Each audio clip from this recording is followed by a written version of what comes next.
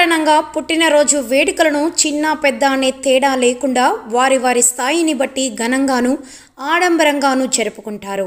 అయితే హిందూపురం పట్టణంలోని విద్యానగర్లో ఉంటున్న గోపీనాథ్ దివ్యల కుమార్తె భవ్యజ్ఞ ఏటా తన పుట్టినరోజు వేడుకలను ఇందుకు పూర్తి భిన్నంగా జరుపుకుంటుంది. ఏడాది పొడవునా తాను పొదుపు చేసిన సొమ్ముతో పాటు తన తల్లిదండ్రుల సంపాదనలోని కొంత మొత్తాన్ని జమ చేసుకుని ఆ డబ్బుతో దిక్కుమొక్కులేని అనాథలు, నిరాధారణకు గురైన వృద్ధులను తనకు తోచిన రీతిలో ఆదుకుంటుంది.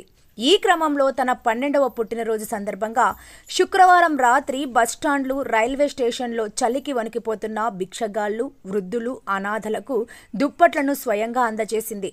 చిన్నారి ఉదారత్వం పట్ల వృద్ధులు, భిక్షగాళ్లు ఆనందం వ్యక్తం చేశారు. నిండు నూరేళ్లు సుఖ సంతోషాలతో జీవించమని భవజ్ఞను ఆశీర్వదించారు. గడిచిన 10 ఏళ్ల నుంచి తమ కుమార్తె భవజ్ఞ తన పుట్టినరోజు సందర్భంగా ఆర్భాటాలకు వెళ్లకుండా పేదలు, వృద్ధులు, అనాథలకు అన్నదానం, వస్త్రదానం లాంటి కార్యక్రమాలు చేస్తోందని గోపీనాథ్ దివ్యలు పేర్కొన్నారు. తమ 2 పిల్లల రోహన్, భవజ్ఞల పుట్టినరోజు వేడుకలను ఎప్పుడూ నిరాడంబరంగా జరుపుతూ ఉంటామన్నారు.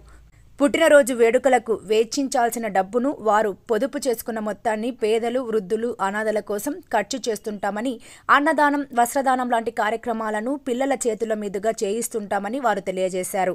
ఏది ఏమైనా చిన్నతనంలోనే ఇలాంటి సేవాభావాలు కలిగిన భవజ్ఞ, రోహన్లు ఇతర పిల్లలకు ఆడంబరాలతో పుట్టినరోజు వేడుకలను జరుపుకునే ధనవంతులకు స్ఫూర్తిగా నిలుస్తారనడంలో ఎటువంటి సందేహం లేదు.